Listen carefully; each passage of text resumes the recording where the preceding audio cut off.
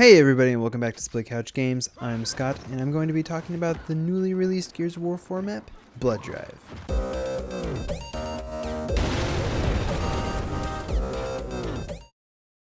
Blood Drive was introduced in Gears of War 2, was remade for Gears 3, and was reimagined for Gears Judgment. While far from my favorite for PvP, this map has always been a solid horde map and will be a welcome sight to fans of the mode in Gears 4. I'm mostly going to focus on PvP, as I'm most definitely not a horde expert, but for those having trouble with snatchers, I don't imagine they'll be able to squeeze into some of the narrow passages around the map. This is effective if you spawn further back, otherwise it's faster to just exit out of the normal door. Similar to what I said in my clock tower video, picking up the bull talk at the very beginning of the round is a bit too slow for my liking. Since the fight in the middle of the map is so important, you'll generally want all your team to head straight down the stairs and flood into the center of the map. The exception being that one person needs to pick up the set of alternating flame and frag grenades. While it slows you down a bit, they're quite effective at clearing out enemies not paying attention to what's going on during their normal fighting. Don't be afraid to throw them aggressively. Once they're used up, they'll respawn in 30 seconds, and since both sides have a set, you'll be able to retrieve them a vast majority of the time. As you enter the middle of the map, you'll notice that there's a lot of pillars and cover. There are a lot of good shotgun fights to be had in this area. But for those of you who enjoy having an assault rifle in your hands, you can hang out on the balconies overlooking the center.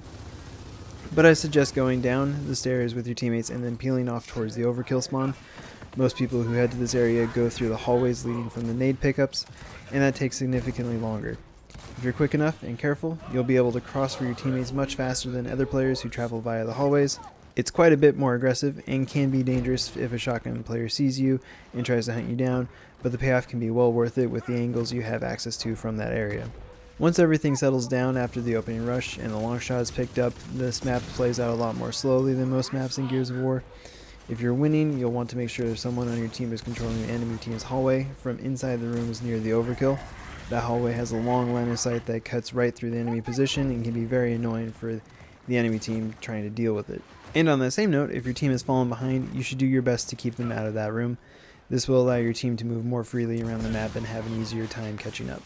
If the enemy has a sniper, you don't need to worry too much. There are very few angles for them to use, but spotting the player holding it is always a good idea. Overall, it's important to not be too aggressive. It is incredibly easy to get caught in a bad spot on the enemy's half of the map. In the brief amount of time that I have played this version of the map, it seems that the spawns swap with greater frequency than most maps. So you definitely want to keep an eye out for the newly implemented notification in the bottom right of the screen to make sure that you don't get flanked by newly spawned enemies. If you have any questions, don't hesitate to ask in the comments. If there are any other maps that you'd like me to discuss, let me know. This gameplay is from the developer playlist, and I'll be able to go much more in depth on maps that I have access to with custom games. As always, I will see you guys next time on Split Couch Games.